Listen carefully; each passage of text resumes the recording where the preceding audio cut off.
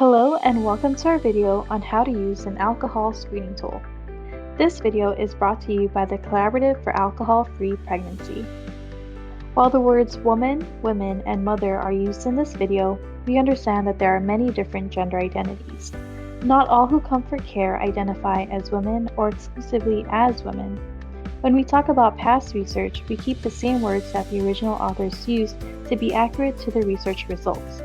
To give good and respectful care, healthcare providers are encouraged to ask people how they describe themselves, their bodies, and their healthcare choices. Did you know that alcohol is the fourth leading preventable cause of death in the U.S.?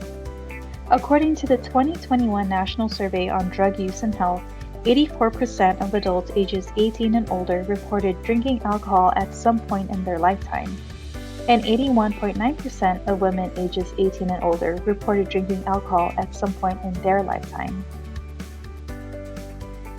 From 2018 to 2020, nearly 14% or 1 in 7 of pregnant people reported current drinking, and about 5% or 1 in 20 reported binge drinking. Did you also know that alcohol use during pregnancy is associated with a range of birth defects and developmental disabilities known as fetal alcohol spectrum disorders, a range of lifelong conditions that can impact a person's behavioral, cognitive, or physical functioning? Universal alcohol screening, or asking standard questions about how much and how frequently someone drinks alcohol, can be used by healthcare practitioners to help gauge whether their patient or client may benefit from a more in-depth conversation about alcohol use and its potential impact on their health and well-being. According to the U.S. Preventative Services Task Force, screening for unhealthy alcohol use is recommended in primary care settings for all adults ages 18 and older, including pregnant people. These screenings are also important in the women's health and obstetric gynecologic care settings, including during pregnancy. To conduct such a screening, a standardized screening questionnaire, one that uses the same questions asked in the same order and scored in the same way, is recommended. However, there are many alcohol screening tools available, and time in the clinic and with patients or clients is valuable and limited. The purpose of this video is to introduce you to the Alcohol Use Disorder Identification Test 1-3, or the AUDIT 1-3. It is a quick universal screening tool that is evidence-based, easy to use, and can be self-administered or administered and scored by an MA or nursing staff. The AUDIT 1-3 is an effective and reliable screening tool for excessive alcohol use.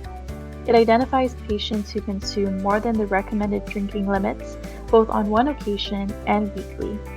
It is derived from the longer 10-question U.S. audit. The AUDIT 1-3 can be administered in about a minute and is best administered on paper or computer, where clients must choose one of the response alternatives. Clients whose score indicates potentially excessive alcohol use should then receive the full U.S. audit to determine their level of risk and any signs of a possible alcohol use disorder. The assessment is prefaced with a short disclosure.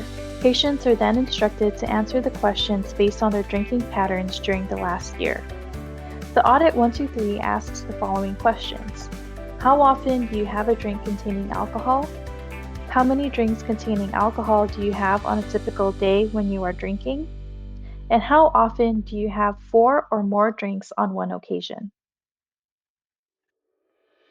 Each response is scored using the numbers at the top of the response column. Write the appropriate number associated with each answer in the column at the right, then add all numbers in that column to obtain the total score. The AUDIT 1-3 identifies both excessive regular drinking and excessive occasional drinking using only 3 questions. The AUDIT 1-3 does not screen for substance use other than alcohol. As with all self-reported measures, there is potential for patients to not fully disclose their use or to decline the assessment altogether. There is also stigma associated with excessive drinking patterns, which may make some patients and providers uncomfortable. But universal screening can help normalize these conversations. After scoring, discussions around risky alcohol use are often accompanied by educational materials and resources for the patient. It is important to use a validated, evidence-based screening tool and to ask about alcohol at well-woman primary care and prenatal visits. Excessive alcohol use can impact a person's health and well-being across the lifespan. Asking about alcohol use at wellness visits can help a person think about and make changes to their alcohol consumption. There is no known safe amount, no safe time, and no safe type of alcohol to consume during pregnancy. For more resources, check out our description box below or visit our website at tinyurl.com/askaboutalcohol.